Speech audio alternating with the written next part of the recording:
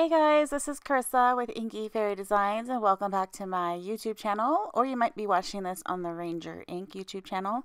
Today I'm going to be showing you how I created this art journal page, but the main focus of the video is going to be using my gel press plates from Ranger.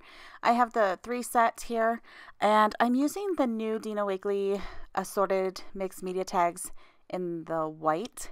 This is the first time that a Ranger has had this white mixed media tag, and I'm super excited about it because I've never been really into the tag thing, and I think what it was like the manila color was it just threw me. So the white is amazing. I pulled out these paints here. That's what I'm going to be doing my printing with, and you can find the full list of supplies over on the Ranger blog or in the YouTube description here if you're watching on my YouTube channel. And yeah, I'm so excited. I love these gel press plates. They're so much fun. And I kept this entire portion of the gel printing in real time because I've had a lot of requests or comments on previous gel printing videos that I've had that it's way too fast because I do a bunch of gel printing at once and I try to kind of condense it and speed it up for you so you can kind of get the gist of it. But I really thought it would be fun and a treat if you like the real-time videos to keep this part in real time. So you can see I just added a dab of paint in a few areas on this large plate, and now I'm taking the little roller and just kind of blending it all together. And I use that other size sometimes just to wipe off my brayer. That's what it's called, the brayer. So now I've got a good layer of ink on there. I put a stencil down and I'm ready to pull up some prints. So I'm putting my tags face down. I don't think there's like a right side or a wrong side for these tags. And here you can see I'm looking at them. I thought there were 3 different sizes in this set, but no, there are 2 different sizes. And this is the small assorted tags. So we've got the number 3 and the number 5 size here. So I just pulled out one of the large ones and 2 of the smaller ones. And then I'm putting a piece of just computer paper on top so that I can really press it down and not get my hands that messy. And you can also use that paper, like your offset paper or whatever you're using. That will also turn into a gorgeous print the more you use it. Just a little tip. So here I am turning them over and I'm absolutely loving the colors. Blushing is like one of my favorite colors ever in the Dina Wakley collection, and it goes really well with the turquoise. And then I added a little bit of the elephant in there just to kind of make it a little bit more moody. And now I'm bringing in rosy because that's my favorite metallic color, and I haven't used it in a while, and it was just staring at me saying please use me, so I thought it would be fun. It's very, very light and subtle, but I do like the way that it looks. So I'm adding another stencil here. Whenever you're using like a print or a text, you want to put it upside down because you're like reversing it. So put it upside down, and then when you lift the print, it will be right side, on your paper. Excuse me. So that's a tip that, I learned over by doing it the wrong way. And sometimes I still forget to do it, and I'll put it face up, and it doesn't matter. We're just building a background here on these tags. So I lifted that up, and I decided that I wasn't quite ready to pull a print. Like, that wasn't enough. So I pulled out this lapis color, which I have fallen in love with through this process. I haven't really used it much before. I'm not really like a royal blue kind of person, but I just fell in love with it in this project. It looks gorgeous with the blushing and the turquoise. And so it just adds a little bit more dimension, deepens up the colors. And you can see I am just putting it around the edges. I didn't want to mess up the print or the the stencil that I had just put down. Now I'm going to add some stamping. You can totally take your stamps and press them into the gel press to make more texture and impressions before you lift a print. And so that's what I'm doing here. The rubber stamps by Ranger work beautifully for this. You just want to really kind of take care of them, wash the paint off as best you can. I'm not really the good example of that, like do as I say, not as I do. But what I do is you can see I have my journal off to the side, and I'm pressing the excess paint that I lifted up from my gel press onto that page until no more paint comes off, and I'm pretty good with that. Now, I wouldn't say that you might not ruin your stamp that way, but it works for me, and this is really, I just use those stamps for texture, so I think it's okay. But don't, like I said, don't take it as the holy grail.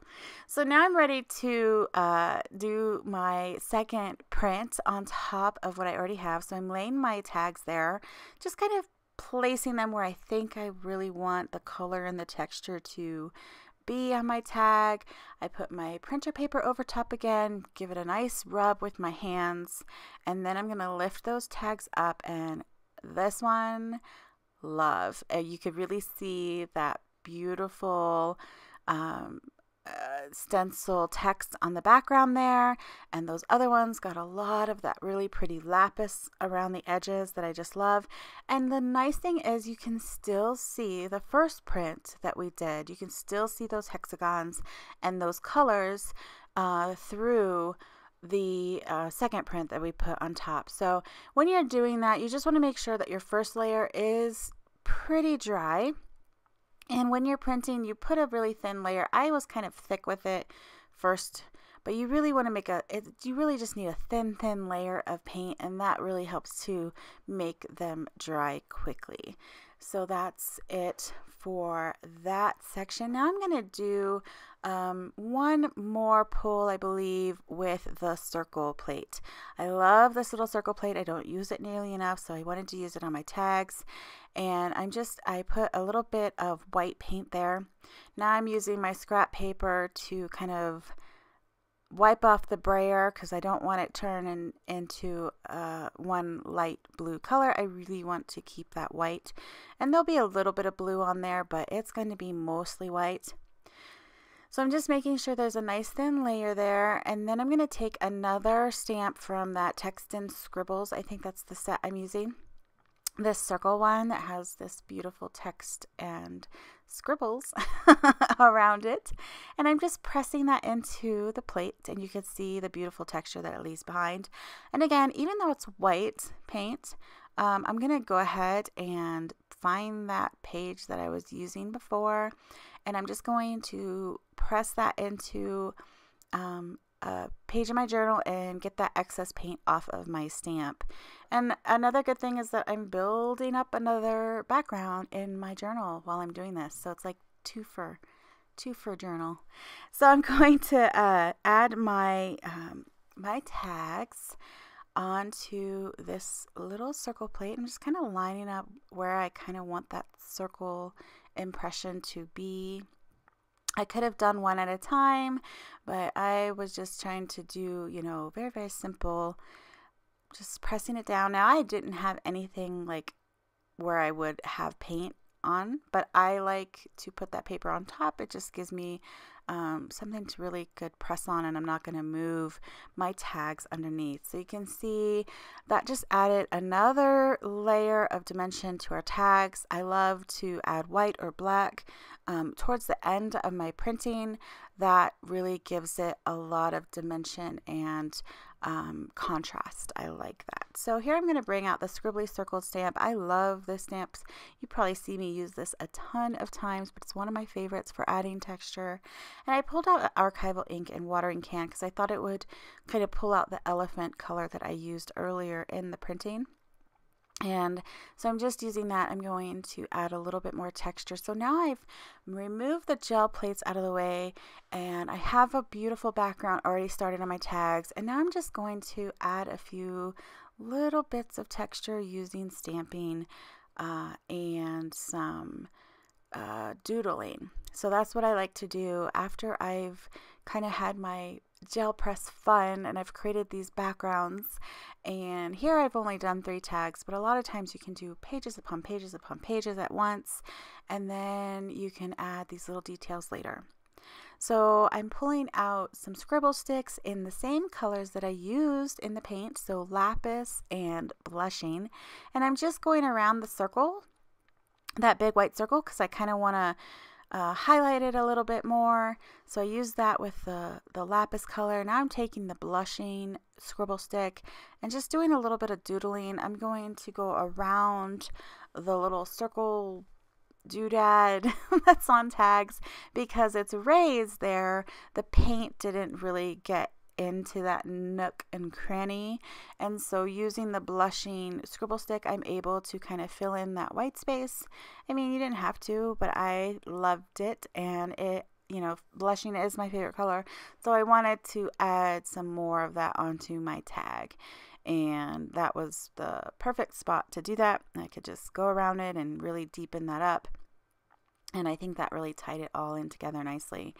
So now I'm just adding a little bit of a border around the edge of my tags with that lapis color. Like I said, I really fell in love with it on this project. That and blushing are like, they are kind of loving each other right now. I'm going to have to do some more stuff with those 2 colors. And it just kind of adds a nice border around my tags and gives it a little bit of depth and finishes it off. I like to add something around the edges of the text just to kind of give it that border and that finished look, cover any white edges that are there. And just using the paint is easy. I tried it with the scribble stick and it didn't give me, it wasn't as dark or intense as I wanted. So just adding a little bit of paint to my fingers, because if I'm not using my fingers in mixed media, I don't know what I'm doing. My fingers, I guess I'm really textile and I really have to get my fingers involved. So that's what I'm doing. The final thing I believe that I do is I just wanted to incorporate the rosy color again. You don't see it, it's off screen, but I am just pulling some paint from the tube onto a paintbrush and just adding some marks. It's very subtle. Rosy is a very, very subtle color, but I love the shine that it gives, like when it hits the light. And so I just wanted to add a little bit more of that on top. And I think that's the last thing that I do. So you can see how these tags, how using the gel press really gives you a great background start. And then you can do these little bits and add little details with stamping and paint and mark making and stuff like that. So here I am pulling out the Quirky People stamps. I love these stamps. I haven't used them. I love them, but they're like, I don't know. I felt like they were like totally me. But after I used this one, I'm so excited to use the rest of them. I love this little picture here. And she just looks so, oh my goodness, so beautiful and regal and kind of like put together, which is kind of funny. As far as like the meaning behind this page, which maybe I'll get into a little bit. But I'm just using the scribble sticks in those same 2 colors, blushing and lapis, and just adding a little bit of color to the stamp. I actually stamped it on the watercolor paper that is inside the Dina Wakley Media Journal. I had a page that was all kind of messed up, and so I just tore it out of there and stamped right on there. Now I pulled out some washi tape. I have actually bought all the washi tapes and I thought I need to use them. So I wanted to do my journaling, and this part is sped up as you can see because I really wanted to focus, let you guys see the gel press printing on real time, but the journal making and putting it together, I sped that up.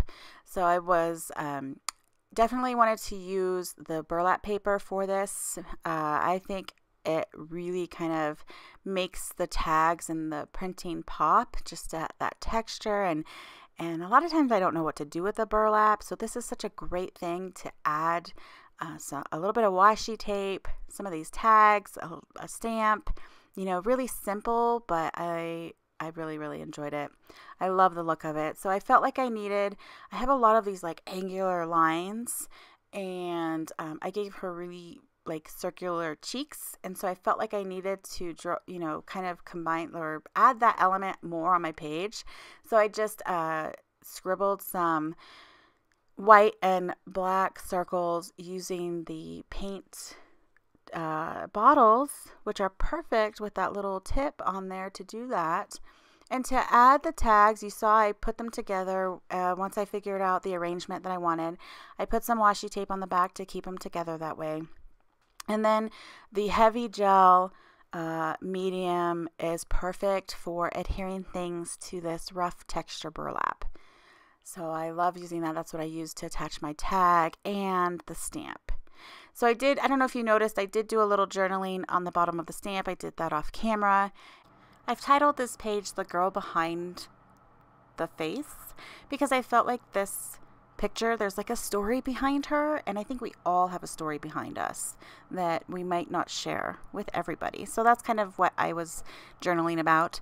I added some of that heavy body gel medium behind that picture, and I'm also I had some left over on my fingers, so I added that to the edges of the washi tape just to make sure that they won't lift up, because it's just washi tape on burlap, and that's kind of a rough texture. The last thing that I'm doing is I am taking my journaling pen and adding a little bit of journaling, my little crosses that I like to add throughout my artwork onto the tags. And I love that because it just adds a little bit more dimension and contrast, because there's not a lot of black on my tags, but I did have the black circles and the stamp is stamped in black, so I wanted to kind of add that around on the tags. And I just love adding a little bit of doodling at the end. I am framing her out as well with the black pen, and that about wraps up the page. So I'm going to bring it up here close for you so you can see all of the beautiful printing and texture. I really love using the gel press. You get some unexpected surprises and beauty in it, because you don't really have to think. I mean, I don't think you have to think in mixed media. Maybe that's wrong, but here's some close-up pictures, and I don't know, that blue, that lapis just pops so pretty against anywhere where it's like touching the blushing. I just love how that turned out. Thank you again to Ranger for inviting me back to their blog to share with you some more of my process. And if you enjoyed this video, please give me a thumbs up. I would love that. You can subscribe to my channel if you aren't already at Inky Fairy Designs, and leave a comment. Let me know what you think about the gel press, this page, these new tags, what you're excited about with the new products, and all of that. Until next time, stay inspired, be creative, and share that with others. Bye.